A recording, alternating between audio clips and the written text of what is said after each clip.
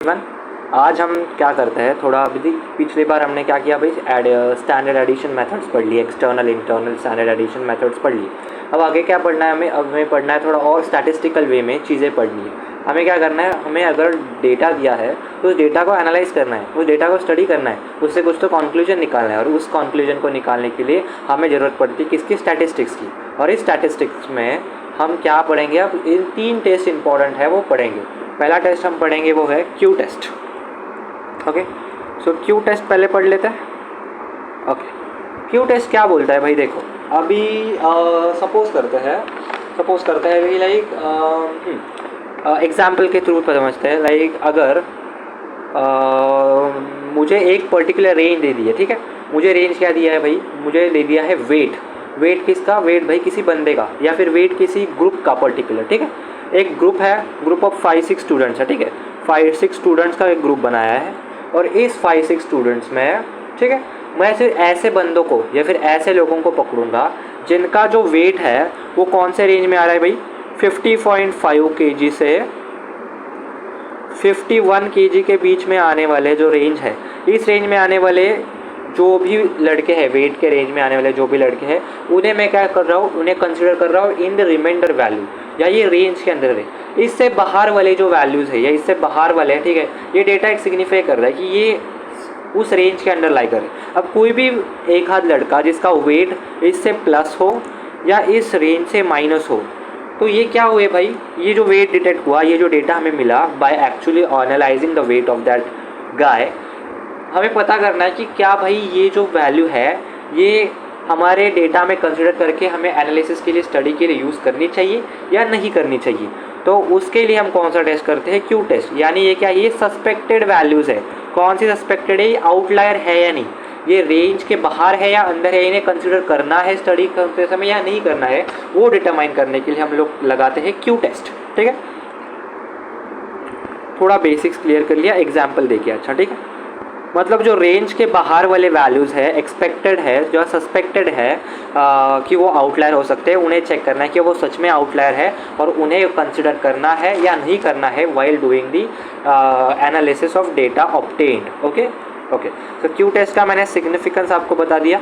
अब क्या करते हैं, क्यू टेस्ट कैसे अप्लाई करना है, उसके लिए एक फॉर्मूला है। तो फॉर्मूला क्या है भाई, उसके लिए हम क्यू का वैल्यू डिटरमाइन करते हैं एक्सपेरिमेंटली, ठीक है। ये वैल्यू आती है एक्सपेरिमेंटली। ये वैल्यू क्या सिग्निफाई करता है, ये इसे कैसे डिटरमाइन करना है। सबसे पहले जो तुम्हें डेटा पॉइंट दिया हुआ है, ठीक है, रेप्लिकेट डेटा है, उसे रेप्लिकेट डेटा बोलते हैं, क्योंकि सिमिलर वैल्यूज़ है ना, सब 55 to 51 kg के अंदर जो भी वैल्यूज़ मिलेंगे वेट के, वो सिमिलर ही होंगे ना आसपास। तो रेप्लिकेबल है वो चीज़। तो रेप्लिकेबल डेटा में ऐसा एक आउटलायर डेटा निकल के क्या वो मुझे पकड़ना है या नहीं पकड़ना है, वो डिटरमाइन करने के लिए क्यू टेस्ट लगा रहा हूँ, ठीक है। ओके, तो क्यू टेस्ट है, तो पहली बात क्या है, सस्पेक्टेड आउटलायर वैल्यू है, वो वैल्यू लिख लो, ठीक है। सस्पेक्टेड वैल्यू लिख लो, सस्पेक्टेड वैल्यू लिख लो, ठीक है। उस सस्पेक्टेड वैल्यू में से क्या घटा दो, सस्पेक्टेड वैल्यू में से उस सस्पेक्टेड वैल्यू से सबसे क्लोज वैल्यू है जो डेटा में दिया है, वो उसे घटा दो या उसे सब्ट्रैक्ट कर दो, नियरेस्ट वैल्यू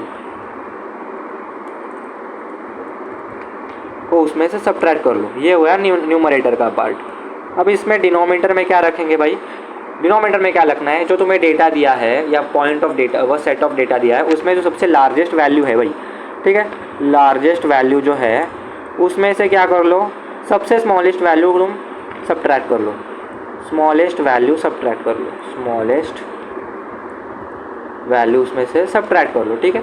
इससे क्या हो जाएगा भाई, इससे तुम्हें तुम्हारी क्यू की वैल्यू मिल जाएगी।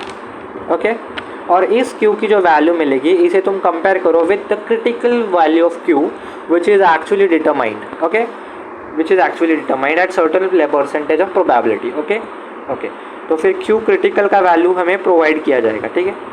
क्यू क्रिटिकल जो है वो हमें प्रोवाइड किया जाएगा as in a given data, ठीक है। अब इस क्यू क्रिटिकल एंड क्यू के वैल्यू का जो रिलेशन है या उसका कंपैरिजन देखते हैं, ठीक है। तो कंक्लूजन क्या निकलेगा, सबसे पहली बात, अगर मेरा जो क्यू निकला है एक्सपेरिमेंटली वो लेस है as compared to your q critical, तो ये बात क्या बोल रही है, ये बात ये बोलती है there is no significant difference, okay, no significant difference no significant difference between the values, okay, between the suspected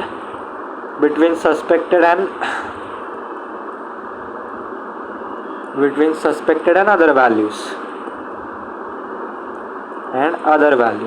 ठीक है, अदर वैल्यूज।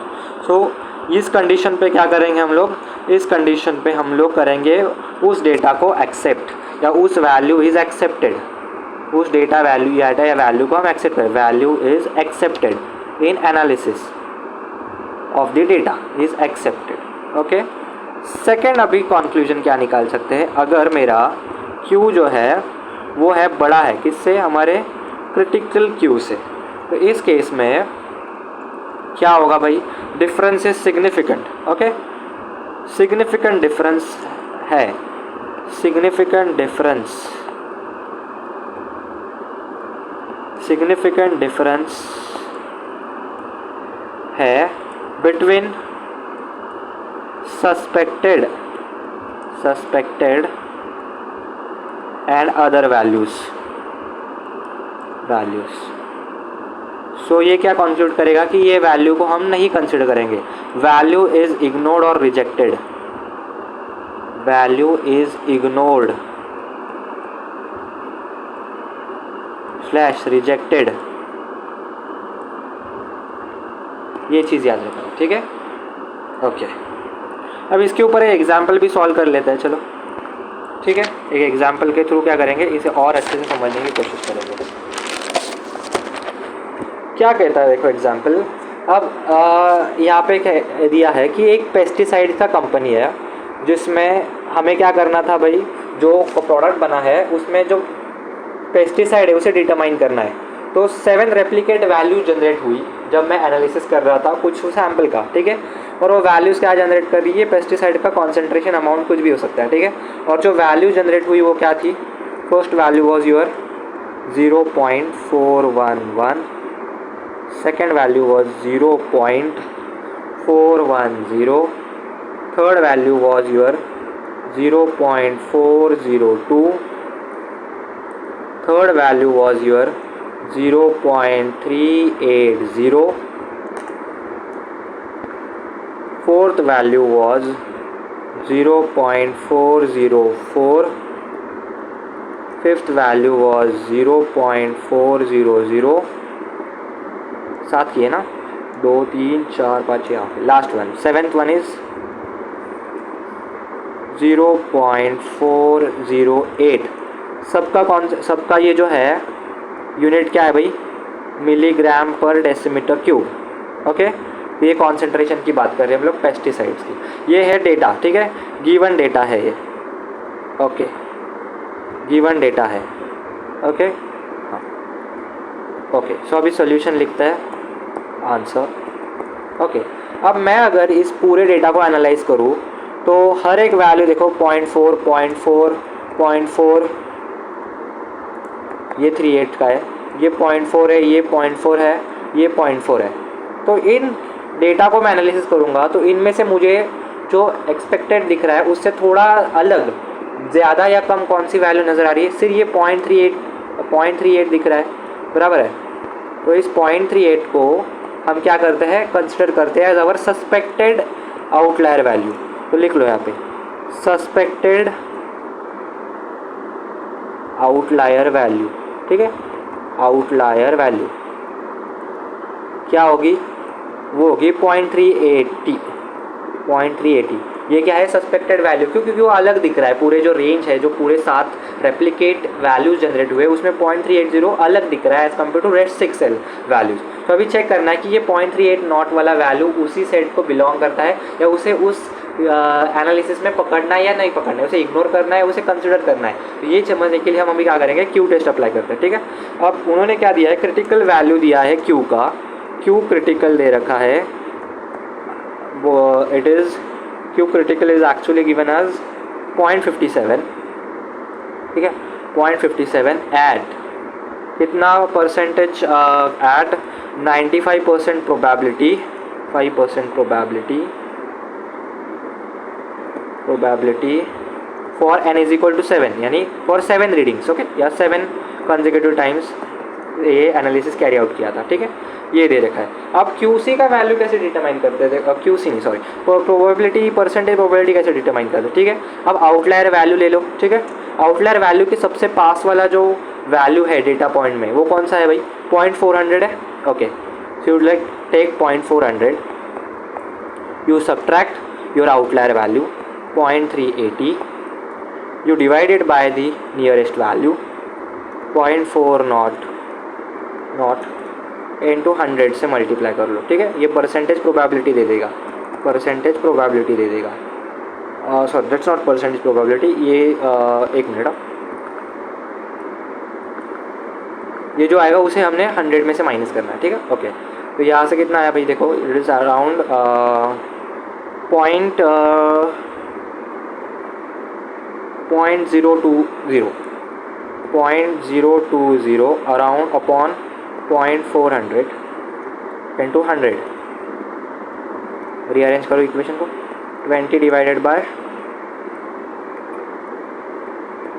400 इंटू 100, ठीक है, ये गया 4 का, 20/4 इज़ 5, ठीक है, हाँ, देयरफॉर अभी पता है मुझे 100 माइनस 5 कितना होता है, इट्स 95%, तो ये 95% प्रोबेबिलिटी है, ओके, परसेंटेज प्रोबेबिलिटी हमारे Q का, ऐसे डिटरमाइन करना है, ठीक है, ओके। अभी आउटलायर वैल्यू पता चल गया, अब हम क्या करते हैं, Q टेस्ट अप्लाई कर दे, ओके। सो Q क्या है भाई, फॉर्मूला के अकॉर्डिंगली सस्पेक्टेड वैल्यू लिख लो 0.380 माइनस उसमें से नियरेस्ट वैल्यू सब्ट्रैक्ट कर दो विच इज़ अराउंड 0.400, सबसे लार्जेस्ट वैल्यू कौन सा है, इट्स 0.411, और सबसे स्मॉलेस्ट वैल्यू कौन सा है, 0.380, यहाँ पे लगा दो ये, ठीक है। यहाँ से क्या आया भाई हमारा वैल्यू 0.645 से सॉल्व कर देंगे तो आ जाएगा, ओके, हाँ। तो अभी कंक्लूजन निकालते हैं, ठीक है, कंक्लूजन निकालना है। अब मेरा जो Q आया है वो कैसा है, Q is actually greater than your Q critical. तो इसका ये क्या मतलब होता है, इसका मतलब होता है कि difference is significant, difference is significant, significant, so ignore / reject the value, reject the suspected outlier value, that is 0.38, okay, that's how we actually solve the numericals associated with it. Now we will move into our second test, which is F test. Okay. Now when do we apply your F test? We actually apply F test. Apply F test. किस चीज़ के लिए apply करना है? Apply F test for comparing. For comparing. For comparing two sets of data, okay, for comparing two sets of data, two sets of data, ठीक है, मतलब कि दो सेट ऑफ डेटा, देखिए दो सेट्स जनरेट किए हमने डेटा के, उनके जो प्रेसिजन है उसे कंपेयर करने के लिए हम लोग क्या करते हैं, एफ टेस्ट का यूटिलाइजेशन करते हैं, ठीक है। अब ये टू सेट्स ऑफ डेटा कैसे कैसे जनरेट कर सकते हैं भाई, टू सेट्स ऑफ डेटा कहाँ से आ सकता है, टू सेट्स ऑफ डेटा कहाँ से आता है भाई, देखो एक तो है कि सेम लेबोरेटरी में एक्सपेरिमेंट करो, सेम एनालाइट पे बट डिफरेंट एनालिस्ट होंगे, ठीक है, same time same laboratory same analyte लेकिन डिफरेंट एनालिस्ट होंगे। तो क्या करेंगे भाई, दो सेट ऑफ डेटा जनरेट करेंगे। सेकंड इज सेम सैंपल रखो, सेम एनालाइट रखो बट डिफरेंट मेथड रख लो, बट डिफरेंट एनालिसिस मेथड रख लो, ठीक है, डिफरेंट एनालिसिस मेथड रख लो, इससे क्या हो जाएगा, इससे भी 2 सेट्स ऑफ मुझे डेटा मिल जाएंगे, ठीक है, 2 सेट्स ऑफ डेटा मिल गए। तो ये हो गए 2 सेट्स। अब इन 2 सेट्स के डेटा में जो प्रिसीजन है, इसका कुछ तो प्रिसीजन x होगा, इसका कुछ तो प्रिसीजन y होगा। इन 2 प्रिसीजन्स को अब क्या करते हैं हम लोग, कंपेयर करते हैं, ये यूजिंग अवर f टेस्ट। Okay okay. सो टेक्निकली अगर मैं स्टैटिस्टिकली देखा जाऊँ तो f जो है उसे डिफाइन कैसे करते हैं भाई, f को डिफाइन करते हैं as the ratio of population variance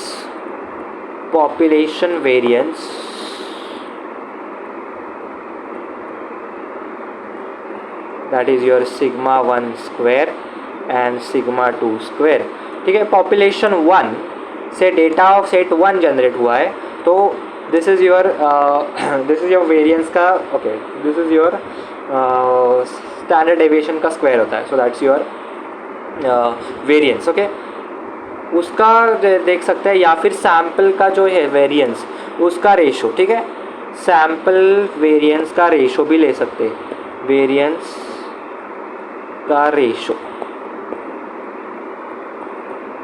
जो होता है S1 square and S2 square, ठीक है। S1 is a standard deviation of your first set of data, S2 is a standard deviation of second set of data, okay. Just a minute.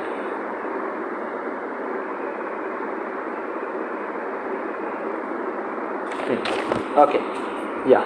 सो अभी ये क्या किया, ये हम क्या कर सकते हैं, एफ टेस्ट यानी क्या, बेसिकली रेशो होता है किसका, वेरिएंस ऑफ योर पॉपुलेशन का या फिर वेरिएंस ऑफ सैम्पल का, ठीक है। दोनों में से जो चीज़ दी है उसके अकॉर्डिंगली कैलकुलेशंस कर सकते हैं। हमें अब ये ध्यान में रखना है कि जो वैल्यू बड़ी होगी SN1 स्क्वायर SN2 स्क्वायर में, जो वैल्यू बड़ी होगी वो न्यूमरेटर में जाएगी, del1 square plus and del2 square में जो वैल्यू बड़ी होगी वो हमेशा न्यूमरेटर में जाएगी। क्यों? क्योंकि f का वैल्यू हमेशा क्या होना चाहिए भाई, शुड बी ग्रेटर देन और इक्वल टू 1 होना चाहिए। तो हमेशा जो बड़ा वैल्यू होगा वो न्यूमरेटर एक पोजीशन ले लेगा और छोटा वैल्यू डिनोमिनेटर का पोजीशन ले लेगा, ठीक है। तो उसी से हम क्या कर सकते हैं, फिर हमारा एक्सपेरिमेंटली f डिटरमाइन कर सकते हैं, ठीक है। एक्सपेरिमेंटली f डिटरमाइन कर सकते हैं bye ratio of S2 square by S1 square. अब इस केस में हमने कंसिडर क्या किया है भाई, S2 is actually greater than S1, तो उसके लिए इट कुड ऑल्सो भी equal to S1 square over S2 square, जब मेरा S1 क्या होगा भाई, बड़ा होगा S2 से, ठीक है। ये याद रखना। अब ये क्या करना है, ये जो f यहाँ से आ जाएगा हमारा एक्सपेरिमेंटली, इसे हम कंपेयर करेंगे, किसके साथ कंपेयर करना है, compare it with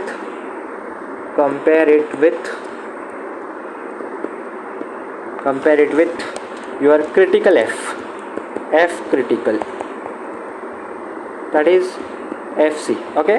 f critical से कंपेयर करना है, which is actually determined for your number of degree of freedom for n-1 for each set, okay. और इसका जो कंक्लूजन है वो अब लिख लेते हैं। तो क्या कंक्लूड करता है भाई ये चीज़, देखो सबसे पहली चीज़, अगर आपका f एक्सपेरिमेंटल डिटरमाइंड कम आता है as compared to f critical, तो ये क्या डिनोट करता है भाई, ये डिनोट करता है कि no significant difference between two variants, यानी जो वेरिएंस है no significant difference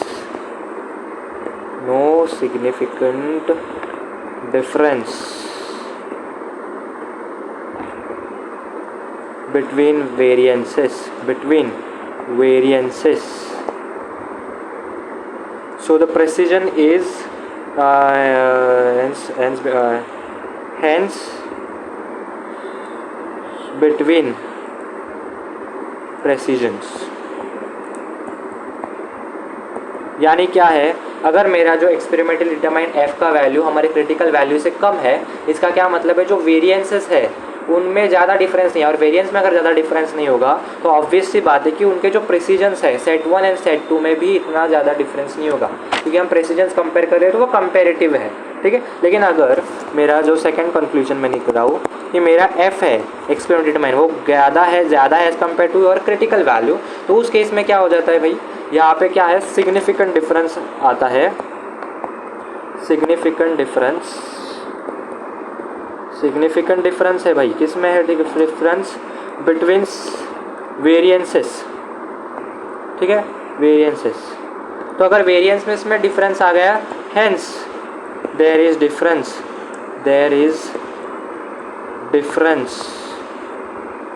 in, hence there is difference in precisions as well, हम बेसिकली प्रिसीजन से कंपेयर करें ना set your set 1 and set 2 में, बराबर है। ओके, तो that's how you actually go for your f test.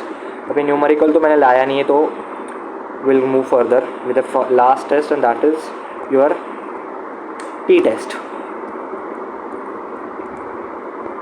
Okay, t test में क्या करते हैं भाई हम लोग, अभी सपोज करो 2 एक्सपेरिमेंट्स परफॉर्म किए हैं, 2 एक्सपेरिमेंट के लिए 2 data set 2 sets of data है, तो उन 2 सेट्स ऑफ डेटा में से क्या निकालूंगा मैं, उनका मीन निकालूंगा और उन मीन्स को कंपेयर करूंगा। ठीक है, 2 डेटा सेट्स है मेरे पास, 2 डेटा सेट्स है, उन डेटा सेट्स में ए एक हुआ, ए सेकेंड हुआ। ठीक है, इसका कुछ तो मीन आएगा x1, इसका कुछ तो मीन आएगा x2।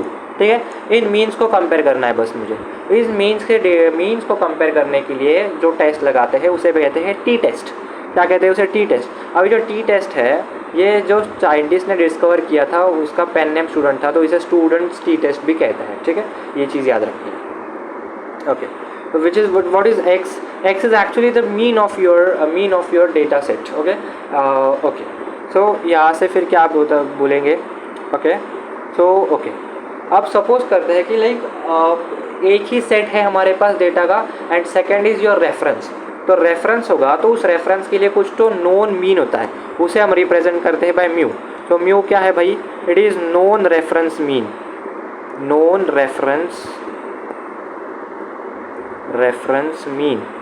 ओके, यानी क्या है इस केस में क्या हो रहा है, देखो इस केस में 2 डेटा सेट्स नहीं है, एक डेटा सेट है, 1 डेटा सेट है जिसका कंपैरिजन कर रहे हैं विथ योर रेफरेंस। ठीक है, रेफरेंस कैसा है भाई, नोन रेफरेंस है। Okay, this is your this process. Okay, हाँ, तो यहाँ से क्या हुआ, म्यू का म्यू ये क्या होता है वो पता चल गया। अब मुझे बताए कि हम जो म्यू है उसे कैसे ओपन अप कर सकते हैं। It could be open as X bar plus और minus T S by root N.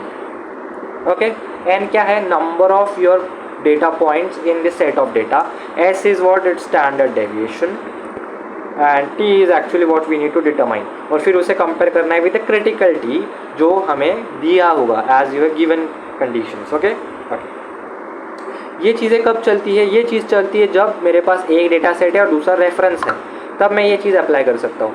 Secondly, अगर मेरे पास 2 डेटा सेट्स है, ठीक है, तो उस समय पे मैं ओके, तो अभी इस इक्वेशन पहले वो ये वाला इक्वेशन सॉर्ट आउट कर लेते हैं। इस इक्वेशन को मैं अगर रीअरेंज करूँ तो मैं टी का वैल्यू डिटरमाइन कर सकता हूँ। हाँ भाई, मैं टी का वैल्यू डिटरमाइन कर सकता हूँ। टी क्या हो जाएगा भाई, यहाँ पे टी हो जाएगा your mean minus your mean of reference upon standard deviation by root n. ठीक है, ये चीज़ हो गई। ओके, ये चीज़ लगा के हम टी का वैल्यू डिटरमाइन कर लेंगे। ओके, ये हो गई फॉर व्हाट सिस्टम, जब मेरे पास एक डेटा सेट है, दूसरा उसे कंपेयर कर रहे हो with that of your reference. अब सेकंड केस में भी क्या है, मेरे पास 2 डेटा सेट्स हैं, उनके मीन्स मुझे कंपेयर करने हैं, उसे इंडिपेंडेंट मेथड बोलते हैं I guess in the T test. Okay okay, so अभी क्या है मेरे पास, सेकंड केस 2 है। ठीक है, ये केस 2 पढ़ रहे हैं अभी इधर से। केस 2 में क्या बोला भाई मैंने, केस 2 में बोला कि like you have 2 separate data sets, 2 separate data sets अभी मेरे पास अवेलेबल है, डेटा सेट्स अवेलेबल है।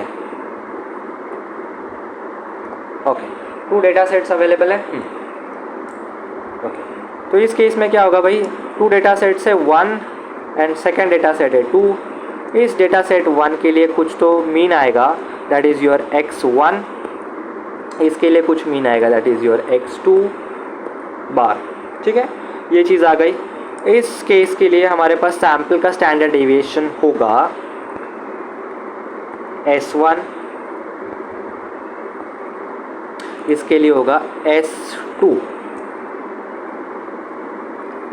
सिमिलरली इसमें जो सेट है, सेट ठीक है, 2 डेटा सेट्स है, इस डेटा सेट में सर्टन n नंबर ऑफ हमारे पास डेटा के पॉइंट्स होंगे।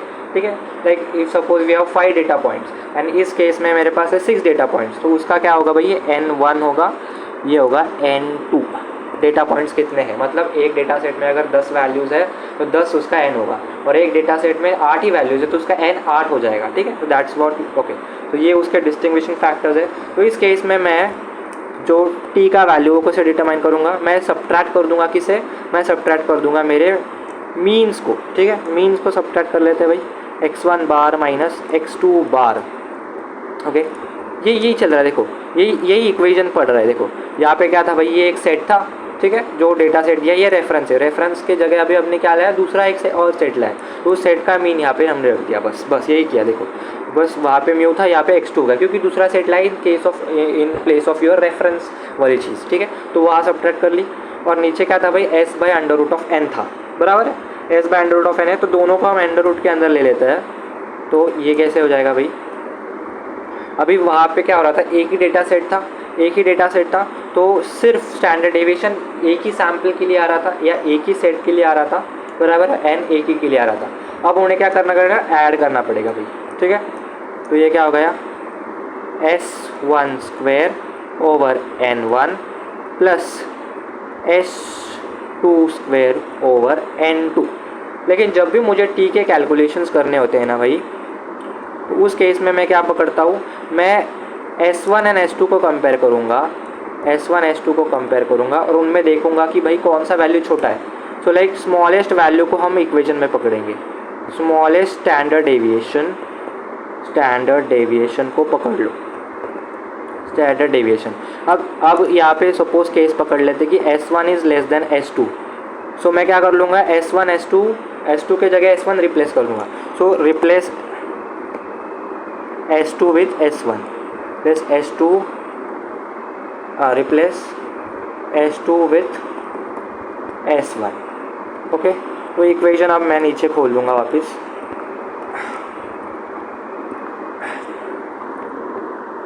Okay. So tau will become equal, t will become equal to mean of your first data set minus mean of your second data set upon under root of s1 square over n1 plus, या minus है plus है, या plus s। अभी यहाँ पे भी क्या करना है, s1 ही करना है, क्योंकि s2 हमने s1 के बराबर रख दिया ना, s1 स्क्वायर बाय n2। बस अभी ये देखो, ये x1 cap minus x2 cap whole upon, ये देखो इन दोनों के s1 स्क्वायर कॉमन होकर बाहर आ जाएगा, तो ये s1 यहाँ आ गया, upon under root of 1/n1 plus 1/n2।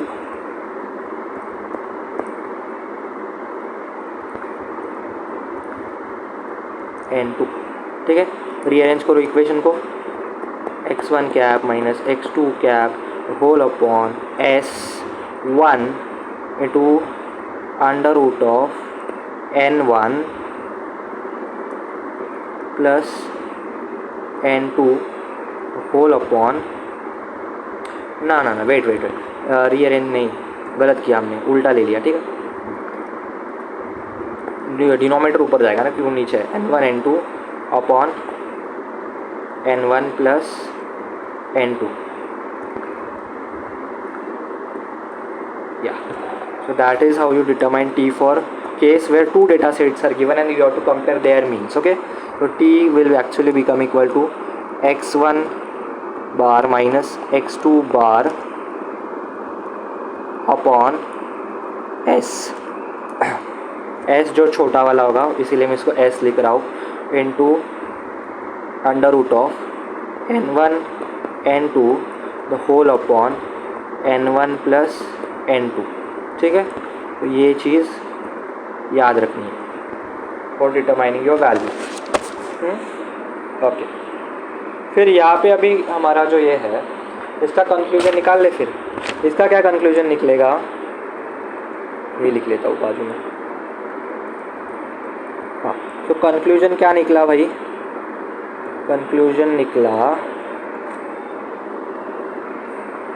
निकला कि अगर मेरा t जो है वो t क्रिटिकल से लेस है, ठीक है, t जो है वो t क्रिटिकल से लेस है, तो इसका क्या मतलब हुआ, इसका ये मतलब होता है कि दोनों सेम सैम्पल से बिलोंग करते ही चीज़ है, ठीक है।